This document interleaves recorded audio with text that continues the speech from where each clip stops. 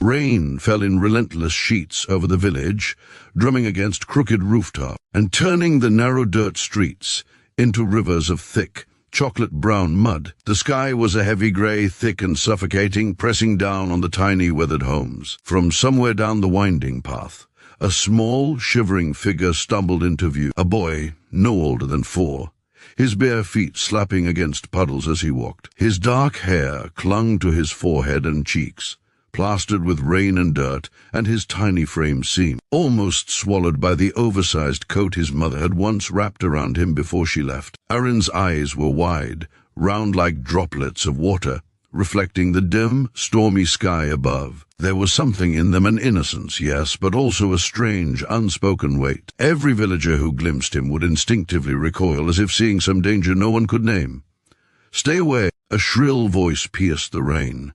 A woman appeared at the doorway of her home, dragging her children back. "He's cursed! Don't let him near you."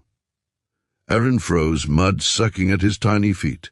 He tilted his head, confusion etched deep into his face. "Cursed?" he asked in a small, quivering voice, not fully understanding what the word meant, only sensing the sharp edges behind it. The villagers whispered among themselves, voices hushed yet trembling with fear. Some crossed themselves. Some spat on the ground. Some, unable to hide their suspicion, simply glared with eyes that carried the weight of generations of superstition. Every whisper felt like a stone thrown at him, though he did not yet understand the cruelty in their hearts. He reached out a muddy hand, small fingers trembling. I just want to play," he murmured.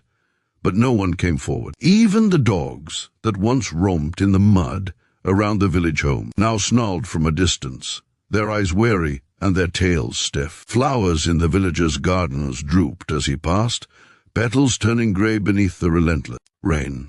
Even the wind seemed to bend around him, cautious, hesitant. Aaron's mother had vanished long ago, leaving him with a note and a coat too big for his small shoulders. Protect him, it read, though who or what meant to protect him was unknown. He had learned quickly to survive, to move quietly through streets where every glance carried judgment. But survival was lonely. The boy, with his strange, swirling birthmark on his left hand, a small, shimmering spiral that glowed faintly under moonlight, was constantly reminded that he was different, that the world recoiled from him. He ducked under a wooden bridge to shelter from the rain, knees pressed to his chest, hands grasping the wet wood. "Why won't anyone love me?" he whispered, voice breaking. The raindrops pattering on the roof of the bridge sounded like a million tiny voices, none answering. A sudden crack of thunder made him flinch, pressing his small face into his knees. Lightning split the sky, illuminating the mud-streaked streets and the twisted faces of those who had turned to watch him from behind shuttered windows. "He's dangerous! Keep your children away!" Someone shouted again. Aaron flinched at the words, the sound cutting sharper than in any rain. He did not know what dangerous meant. All he knew was that he felt the sting of rejection, raw and unyielding. He tried to imagine a different world, a world where hands reached out to hold his, where someone might smile and say, "It's okay, little one, you are safe." But the grey clouds above offered no comfort. Even the wind seemed to sigh with sorrow, as if it too mourned the boy's isolation. The villagers' fear grew with each passing day. Rumors spread faster than the river, swelling from the rain. "The boy brings misfortune. His eyes see too much. The stars cursed him when he was born." And through it all, Aaron moved quietly, careful not to disturb, careful not to ask for anything he could not have. But at night, alone beneath the roof of the abandoned granary where he slept, the longing for love and warmth made his small body tremble. He drew shapes in the mud with his fingers, tracing spirals like the mark on his hand, trying to understand it. Maybe I am not bad," he whispered to the rain, to the empty walls. Maybe the word died in his throat, swallowed by the hollow silence of the world that had rejected him. Yet despite everything, there was something stubborn in Aaron, a fragile spark of hope that refused to be snuffed out, even as the villagers' hatred pressed down on him like the storm itself. When a single, drooping daffodil in the cracked garden of the village bent toward him, he laughed softly, a tiny sound like the whisper of wind through dry leaves. For a moment he imagined it was his friend, the only one who had not turned away. That night, Thunder shook the granary, and Aaron hugged his knees, listened to the rain, trying to remember the warmth of his mother's voice. "I love you, Aaron," she had said, the words soft but distant now in his memory. "Remember, there is always truth in your heart." He clutched the memory like a lifeline, a secret flame he could hide from the cruel world. Little did Aaron know, even in the darkest moments, the world had not entirely abandoned him. Somewhere, someone would see him not for the swirling mark or the whispered curse, but for the truth buried deep in his small, fragile heart. And though he could not yet imagine it, that truth would one day reach a soul who could see him as he really was. For now, the boy sat beneath the granary, rain soaking him through, eyes wide and innocent, his tiny lips pressed together as if he could hold the sorrow back by force of will alone. And as the storm raged outside, Aaron whispered into the darkness, a soft, trembling promise to himself, "I will not stop being good, even if no one believes me." The night closed around him like a velvet shroud, heavy and silent, but inside the small boy, a spark small, defiant, and unbroken, continued to glow. The morning after the storm, the village looked like a place abandoned by joy itself. Mud clung to the walls, roofs sagged under the lingering rain, and the smell of wet earth mixed with smoke from burned-out hearths. Aaron, still shivering from the night's cold, crept out from the granary, barefoot and trembling, his dark hair plastered to his forehead. He tried to lift his tiny feet over the slippery mud. "Go away," a voice called sharply from the other side of the street. Children scattered like frightened birds, their laughter replaced by whispers. Aaron's small heart sank. He understood now what the villagers meant by cursed. They were afraid of him, afraid of what they could not see, could not understand. He pressed his small hand against his mouth to stifle a sob, noticing the swirling birthmark that twisted like smoke on his palm. Sometimes, when the light hit it just right, it shimmered with an almost magical glow. But the villagers saw only the mark, not the boy, not the trembling little heart that longed for a friend. Aaron wandered to the outskirts of the village, where the cobblestones ended and fields began. Rainwater collected in puddles, reflecting the grey sky like mirrors of sorrow. A lone lamb huddled nearby, shivering under a threadbare blanket of wool. The boy knelt beside it, murmuring softly, I'm lonely too. Do you want to play?" The lamb, startled by the boy's touch, bolted.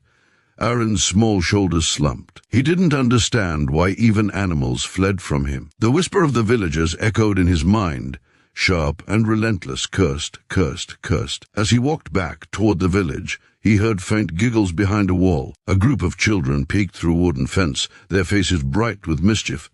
"Hey, the cursed boy," one shouted, pointing at him. "Come here. We'll throw mud at you." Aaron's wide eyes filled with tears, but he didn't run. Instead, he whispered, I just want to play." The laughter twisted into cruel jeers. Stones flew, small but sharp, striking him in the shoulder. One grazed his cheek, leaving a thin line of blood. He pressed a hand to it, tasting iron. No one came to help, not even a single adult.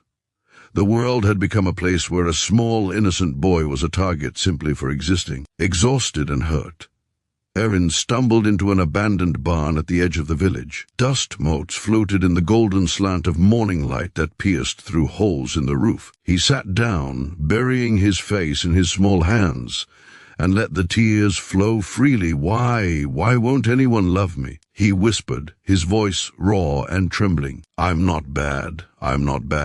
The wind whispered through the cracks in the barn, as if carrying secrets from the world outside. For a moment, Aaron imagined someone would answer. Someone would tell him he was safe, he was seen. But the silence stretched, heavy and unbroken. As he cried, a shadow moved outside the barn. Aaron lifted his tear-streaked face cautiously. A girl or perhaps a young woman stood at the edge of the light. She was old enough to walk with purpose, yet there was a softness in her presence that made the boy's small heart flutter with curiosity. Her eyes, hidden behind dark glasses, suggested she saw the world differently. "Hello, little one," she said gently, her voice carrying warmth like the first light of dawn. "Are you hurt?" Aaron froze, unsure if she was another villager in disguise. "No, I'm fine," he stammered, though the truth was etched into his trembling frame. The woman crouched down, bringing herself to his level. "I don't see your mark," she said softly, almost like a secret. "I don't see what others are afraid of." Aaron blinked. No one had ever said anything like that before. You don't?" he asked, voice small, filled with wonder. "No," she whispered. "I see you, not the fear, not the whispers. I see you." The words sank deep into Erin's chest, and for the first time in his short life, he felt a flicker of something he had never allowed himself to feel: hope. Tiny and fragile, it warmed him like sunlight breaking through storm clouds. "You want to play with me?" he asked, voice barely above a whisper. The woman smiled, a gentle curve that lit her whole face. "I would love to," she said, reaching out her hand. "What's your name?" "Erin," he said, repeating it slowly, as if saying it aloud made it more real. "My name is Erin," she nodded, as if committing it to memory.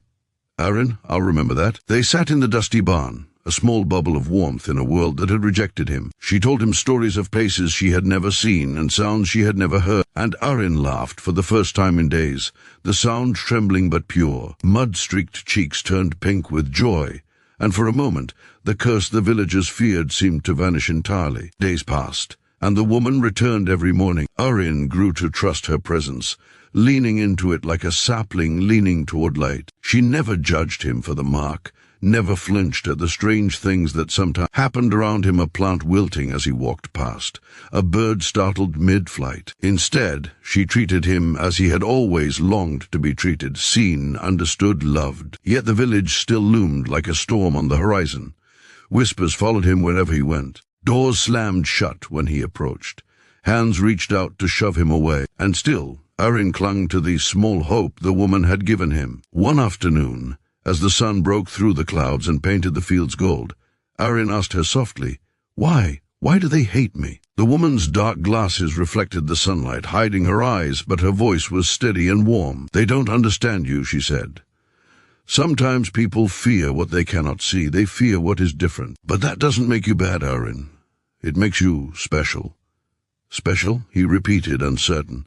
"Yes," she said, smiling. "And special things are meant to shine, even if others cannot see the light at first." Erin clutched her hand tightly, a small, determined grip.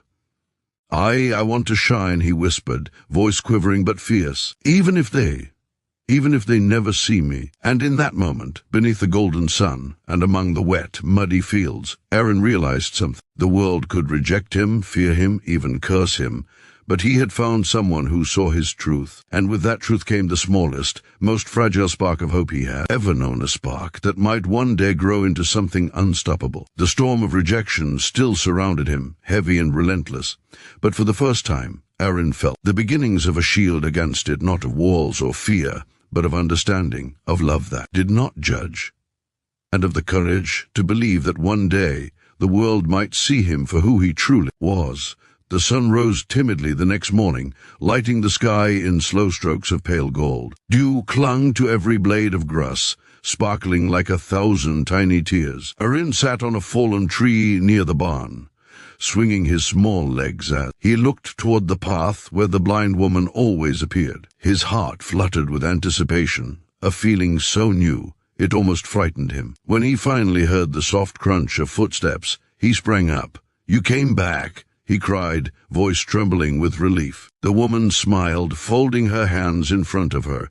"Of course, Erin. I told you I would." Her voice was like warm honey, slow, gentle, soothing. The wind seemed to quiet when she spoke. She carried a wooden cane, tapping the ground lightly as she crossed the uneven earth, relying on sound and touch instead of sight. Her dark glasses hid eyes that could not see the world, yet somehow she saw more truth than anyone else in the village. Erin ran to her, grabbing her sleeve with his tiny hand, guiding her toward the grass.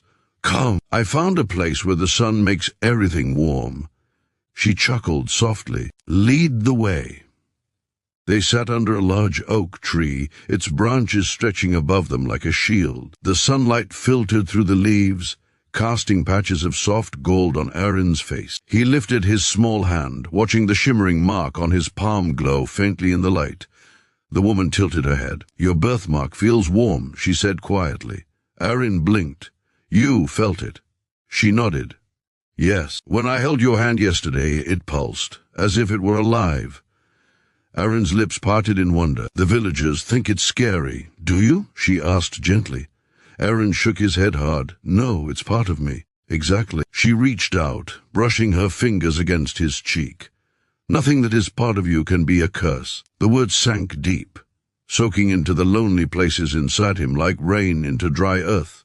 He let out a small, shaky breath. Can I stay with you forever? Something softened in the woman's face, a tenderness she rarely allowed to surface. She did not answer immediately, only reached for his hand, holding it carefully between her palms. For as long as you need me, Aaron, I am here. Over the next days, their bond grew like a quiet miracle. Aaron would pick flowers, though they often wilted when he touched them, and place them in the woman's hands. She would smile each time, pretending not to notice their drooping petals. He would sit on her lap, tracing the shape of her fingers, asking questions about everything. Why the wind sang, why birds could fly, why the world was sometimes so mean. She answered each one with patience and warmth. People are afraid of darkness, she told him one afternoon as they sat beside a creek, and sometimes they mistake the light inside someone as a threat. Aaron frowned, dipping his foot into the cold water. But I'm not dark. I know, she whispered, but fear can blind people more than I ever could be. He leaned his head against her arm. I like you. You're not scared of me.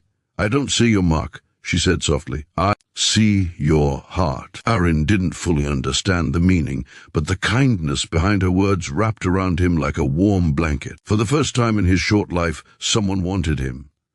Someone chose him, but the peace they found together was fragile. One morning, while Aaron picked small stones near the barn, voices rose in the distance, angry, sharp, and growing louder. The woman stiffened, gripping her cane tightly.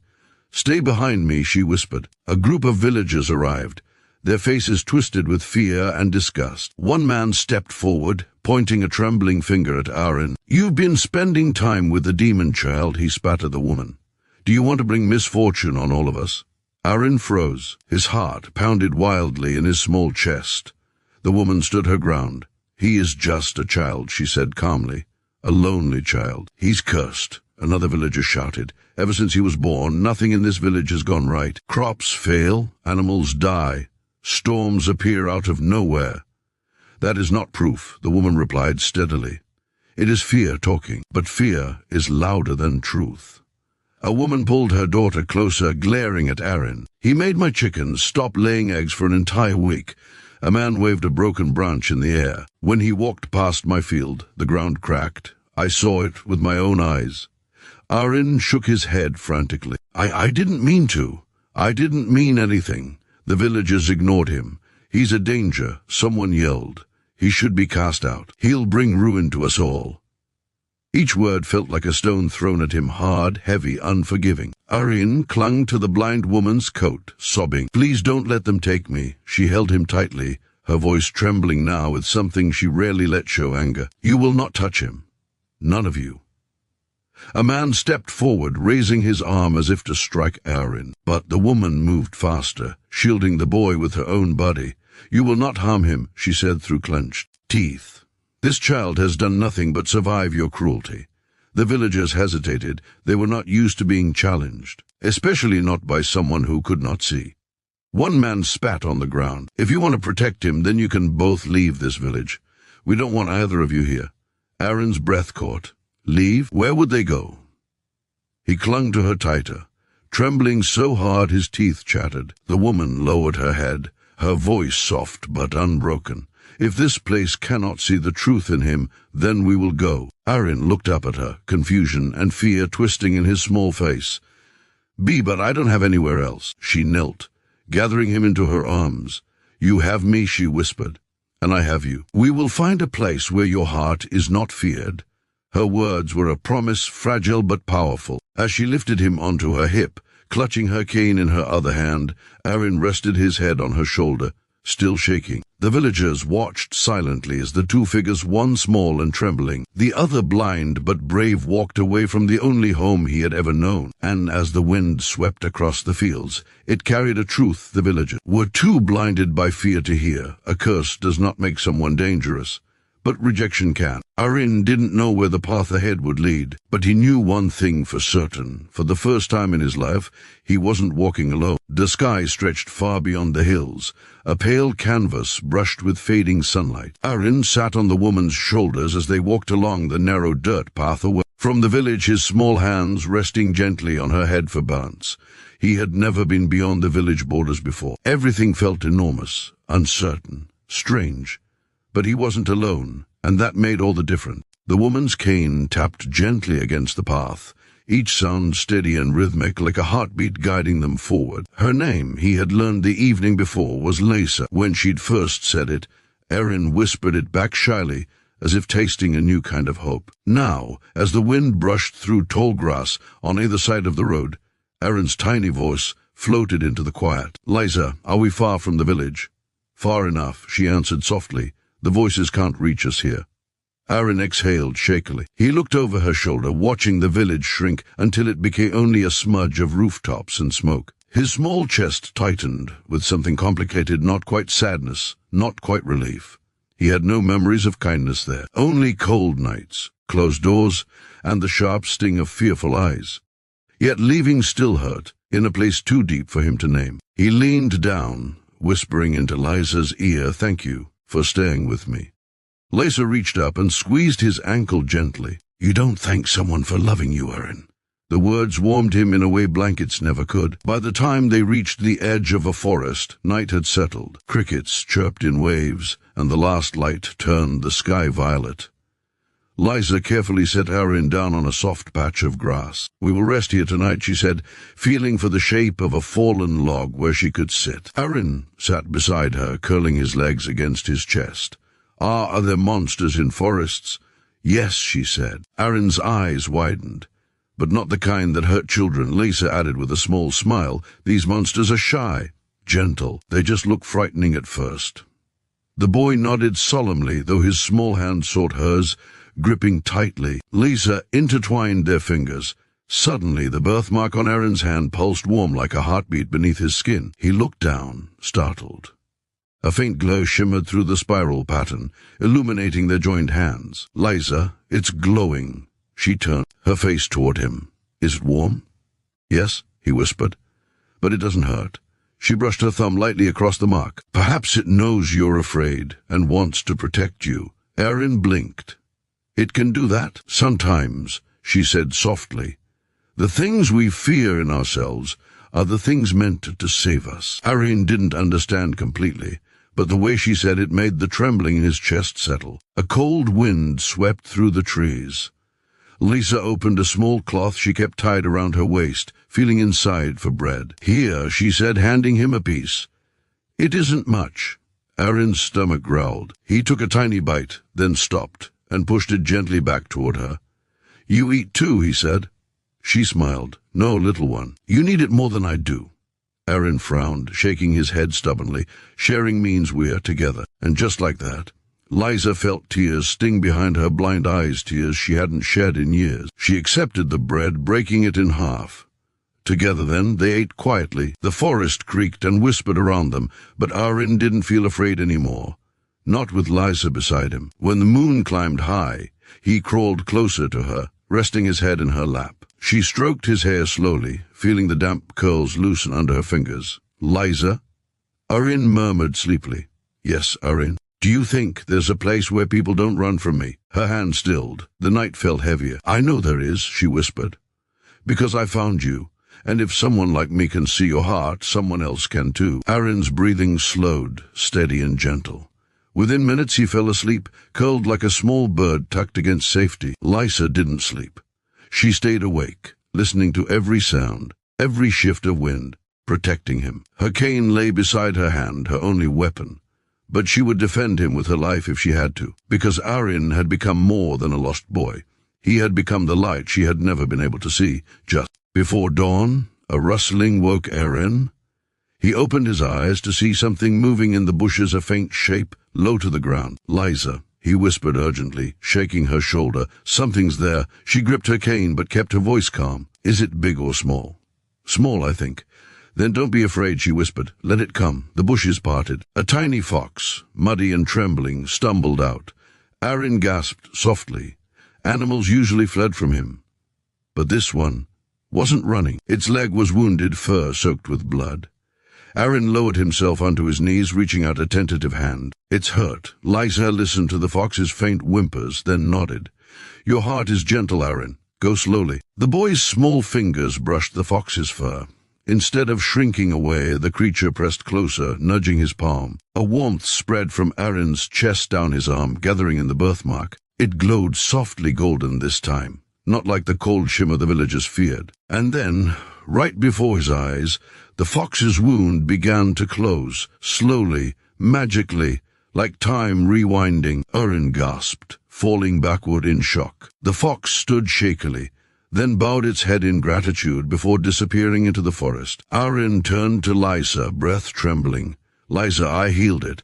I fixed it." She leaned toward his voice, reaching for his hands. "Your curse." "No," she corrected herself gently. "Your gift finally showed itself." Aaron's body trembled, not with fear this time, but with awe. "Is this why the villagers were scared?" "Yes," Liza said softly. "People fear what they do not understand. They saw the effects, but not the purpose." Aaron pressed his glowing palm against his chest. "I'm not a monster." "No," Liza whispered, cupping his face. "You are a miracle." The morning sun broke through the trees then, bathing them both in golden light. If the world itself had finally seen what she had always known, Aaron wasn't cursed. He was chosen, and his journey was only beginning. The light of morning filtered through the forest leaves, soft and warm, turning the world into shades of gold. Aaron stood barefoot on the moss, staring at his small hand as the glow slowly faded from his birthmark. His chest still fluttered with disbelief. "I healed it," he whispered again, as if saying the words aloud would make them real. Liza knelt beside him, placing a steady hand on his shoulder. "Yes, little one. And you will heal more than that." Aaron looked up, eyes wide. "More," she nodded. "Your gift wasn't meant to frighten people, it was meant to help them. One day, the world will need you more than it fears you." Aaron didn't fully understand, but he understood enough to know he no longer needed to be ashamed of his hand or scared of it. The heaviness he had carried for so long felt lighter, like a stone, lifted from a small heart that had been aching under its weight. But the world was not done testing him. By midday, they reached a meadow bordered by low hills. Liza could tell by the warmth around her, by the stillness of the wind, that something had changed. She paused, listening. Aaron tugged her sleeve. "Liza, what's wrong?" She lifted her chin slowly, focusing on distant sounds the boy couldn't hear yet. "Smoke," she murmured, her voice tightening. "Fire. It's large." Aaron's eyes grew wide. Is it the village?" Liza didn't answer at first. She crouched, touching the ground, feeling the vibrations of distant chaos. When she finally spoke, her voice was low and heavy. "Yes." Aaron's heart clenched. The village that had rejected him, hurt him, driven him out, was in danger. He tried to understand why a part of him cared. He remembered the stones thrown at him, the shouts, the hatred. He remembered cold nights outside locked doors. "They didn't want me," he whispered. "Why should I?" His voice broke. He couldn't finish. Liza knelt in front of him and held his small face in her hands.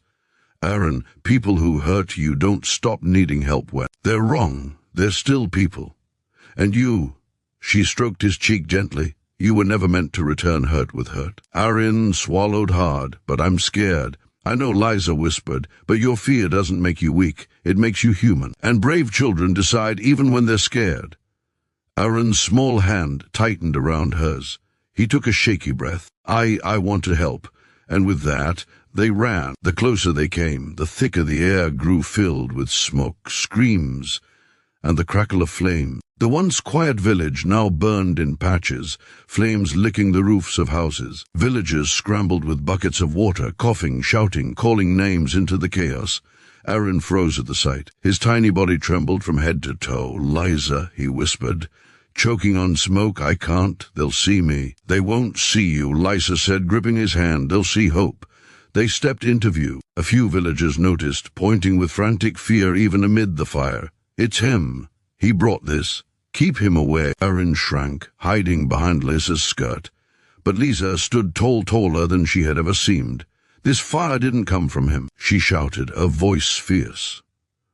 "This is your village's own, doing your old thatch, your dry fields, your own sparks. This boy is here to help you." The villagers ignored her, too consumed by panic. A child cried somewhere, a desperate, high-pitched wail. Aaron turned toward the sound instinctively. A house nearby had partially collapsed. flames roaring through the windows. A little girl was trapped behind a fallen beam, small hands reaching through the smoke. "Help!" she cried. "Someone, please." Aaron's blood went cold. Without thinking, he ran. "Aaron," Liza shouted, but he didn't stop. He sprinted across the burning ground, ignoring the heat beneath his feet, ignoring the villagers' shouts. The girl's terrified eyes locked onto his. "Don't be scared," Aaron whispered as he reached her. "I can help." He pressed his small hands against the burning beam. His birthmark pulsed faint at first, then brighter, then blazing with warm, golden light. The beam trembled, then slowly lifted, as if pulled by invisible hands. The villagers gasped, frozen in shock. Aaron grabbed the girl's arms and pulled her free. She collapsed into his chest. Sobbing, he held her tightly. "You're safe," he whispered. A murmur rippled through the villagers. Fear melted into disbelief. Then disbelief melted into something deeper, something they had never allowed themselves to feel toward him. But Aaron wasn't done. People were injured, burned, choking on smoke, collapsing from exhaustion. Aaron moved from person to person, placing his tiny hand on wounds, on twisted ankles, on burned skin. With every touch, his birthmark glowed, and healing spread like warm wind. The villagers stared, silent and shaken. The same people who had called him cursed now watched him save their sons, daughters, parents. Even the animals, once terrified of him, drew near, wounded and limping. Aaron knelt by a horse with a bleeding flank, touching it gently. Light spread. Wounds closed. By the time the last flame was put out, the village was no longer the same. And neither was Aaron. Lisa found him kneeling beside a bucket of water, exhausted, breathing hard. She crouched beside him, placing a steady hand on his back.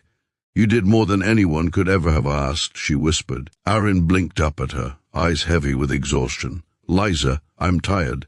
"I know," she said, pulling him into her arms. "Rest, little one." But before he could sleep, footsteps approached. The village chief, an old man with trembling hands, stood before them. His voice cracked as he spoke. "Boy, we were wrong." Aaron shrank back, unsure if it was another lie, another accusation.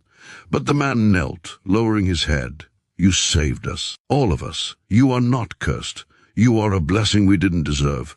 One by one, villagers stepped forward, kneeling. Mothers, children, elders, the same people who once hid from him now bowed their heads in shame and gratitude.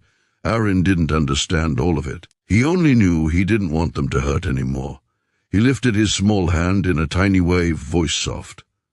"It's okay." Liza's breath caught. She touched his cheek gently. "You forgave them," she whispered. "That is your greatest gift of all." Aaron leaned against her, closing his eyes as the sun broke fully through the clouds. A new light shone on the village, warm, healing, hopeful. A light from a boy they once rejected. A boy who had shown them their greatest truth. The heart you reject may be the one that saves you. Moral of the story: never fear what you do not understand. Sometimes the people we push away are the ones carrying the light that can heal us all.